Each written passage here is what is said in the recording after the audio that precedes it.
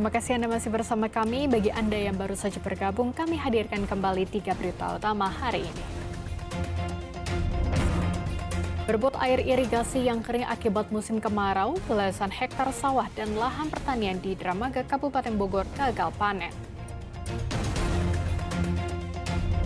7 sosok mayat remaja lelaki tanpa identitas ditemukan warga mengambang di Kali Bekasi, Kota Bekasi. Dampak gempa pekan lalu, objek wisata air panas Darajat Pas Garut sepi wisatawan.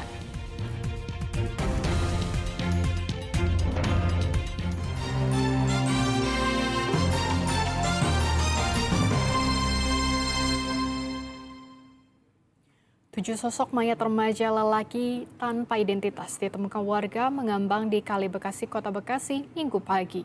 Diduga seluruh korban adalah pelajar. Polisi menyusuri keterkaitan korban dengan penindakan tawuran pelajar yang dilakukan 2 hari sebelumnya.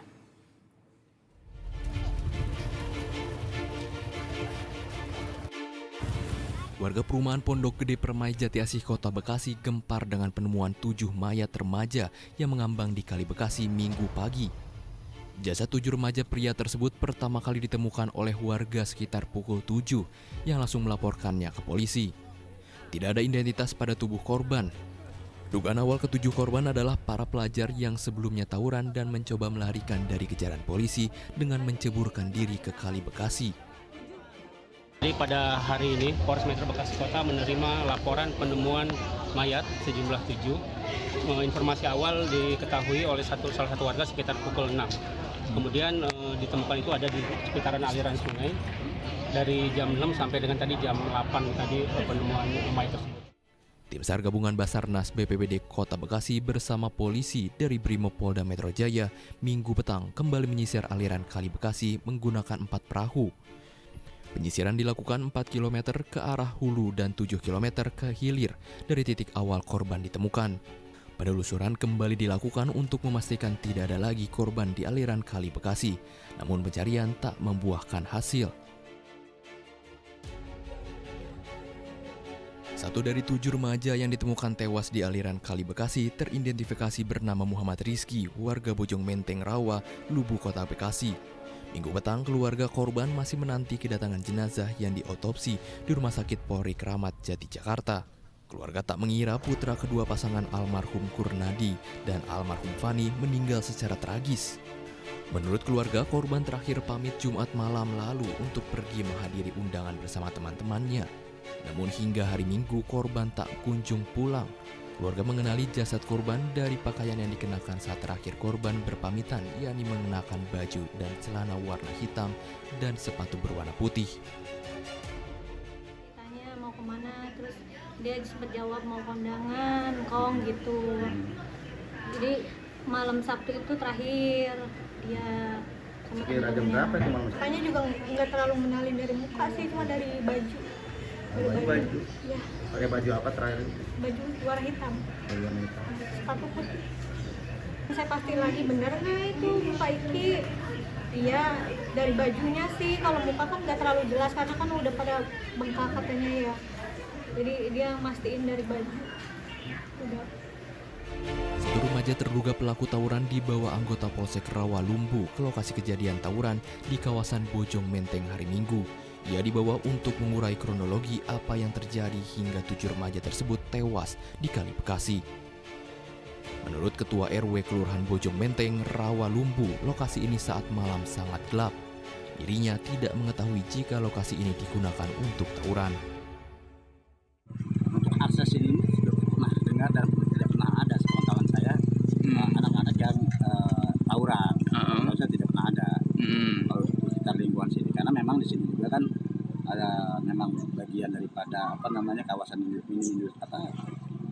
industri kecil-kecilan ya.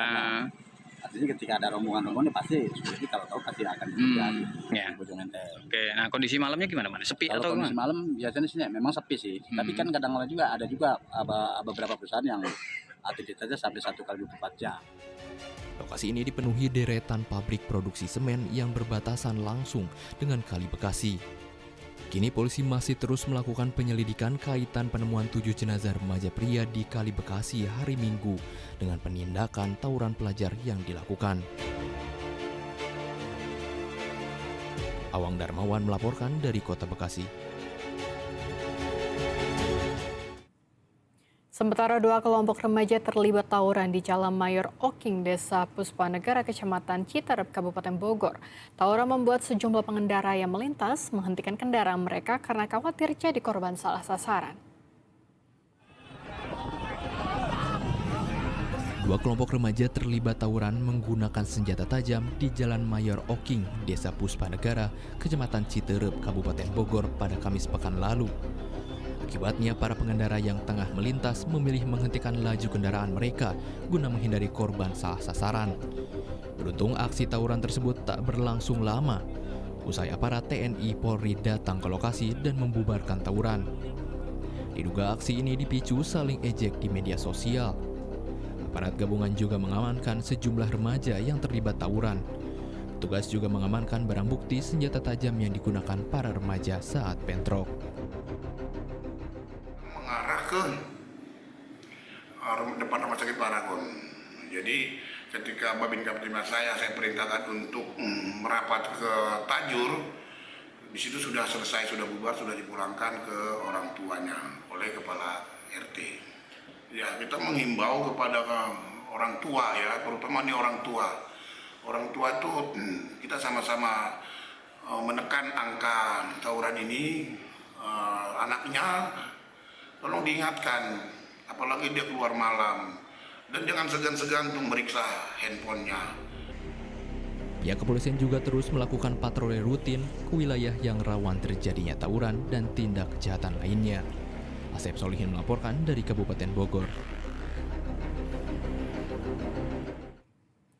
Seorang pelajar SMP kelas 2 di Kota Tasikmalaya Minggu dini hari tewas mengenaskan dengan luka kepala. Penyebab kematian masih tanda tanya, namun pihak keluarga meyakini korban dianiaya geng motor.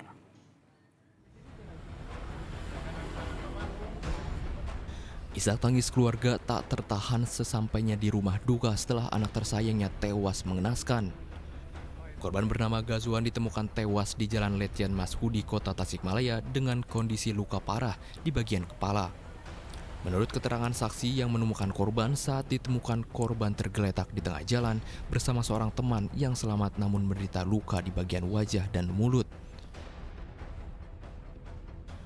Korban yang selamat sempat menuturkan kepada saksi bahwa dirinya diinjak-injak beberapa orang namun ia pura-pura mati dan tidak melawan.